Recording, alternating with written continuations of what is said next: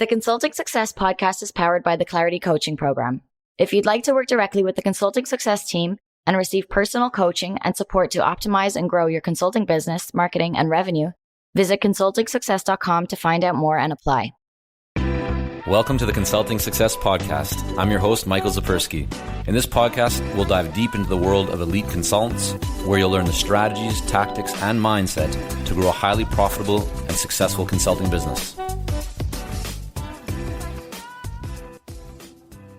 Getting clear on who your ideal clients are and ideal client selection is one of the most important aspects of running a successful consulting business.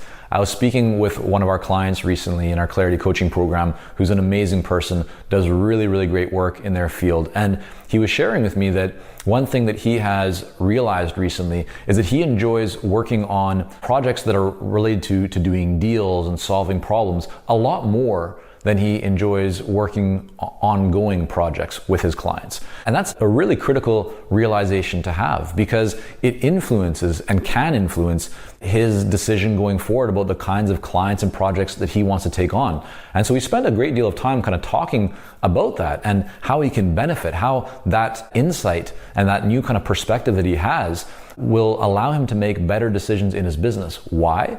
Because if he knows, which he does, that he really enjoys solving problems and doing deals more than ongoing work, well, he can now draw a line kind of in the sand, and when he's talking to clients, let them know about what he does and what he doesn't do. He can also, what we identified is that there's certain types of clients that are more likely to have the problems that he loves solving. Therefore, when he's thinking about his marketing and his messaging and going out to his, getting in front of his ideal clients, he can be very clear about who he wants to attract and who he doesn't. And so what I want to share with you here today is the importance of ideal client selection.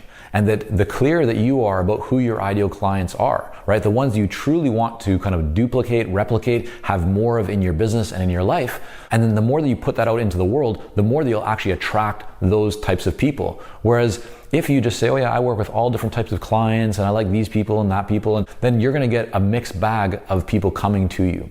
Why? Because your clarity around who your ideal client is will be positioned, will be communicated through your messaging, through your marketing. In the case of this one client, now that he knows who he really wants to work with and the characteristics and criteria of the type of client and therefore the type of project that he really wants to be involved with, he can communicate that in his messaging. Right? He can now have a more focused message that will speak directly to that type of ideal client. It'll push away some types of potential clients, but not the ones that he wants anyways. So he'll be able to now attract more of the right kind of person. And as he starts feeling more and more confident with the right type of client, that it is true high, value client for him, he can now be more confident in his marketing and going out into that marketplace. He can then start to develop content that speaks directly to his ideal client. So it's this kind of virtuous cycle of putting out into the world what you want and therefore attracting more of those types of people. This is an evolutionary process. It doesn't happen right away. You will likely start to see new opportunities in your business as you do more work with your clients. But the more that you do this, just always take note of who you really enjoy working with. Where are you creating the greatest results? Where do you see the most potential? Where's the most passion coming from, right?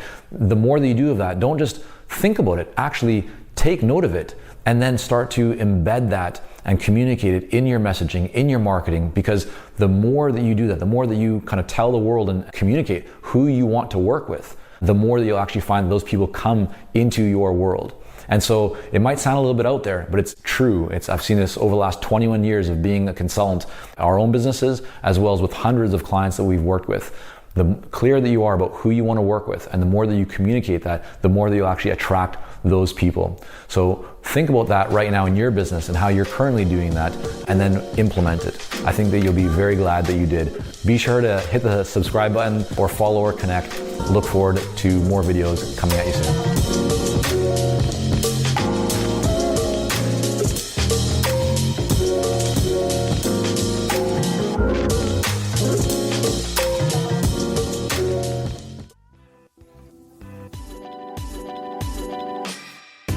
Thank you for joining us on this episode of the Consulting Success Podcast. For more episodes and to subscribe, rate, and leave a review, head on over to iTunes. And if you'd like to develop consistent lead flow and a highly profitable consulting business, learn more about our coaching programs at consultingsuccess.com.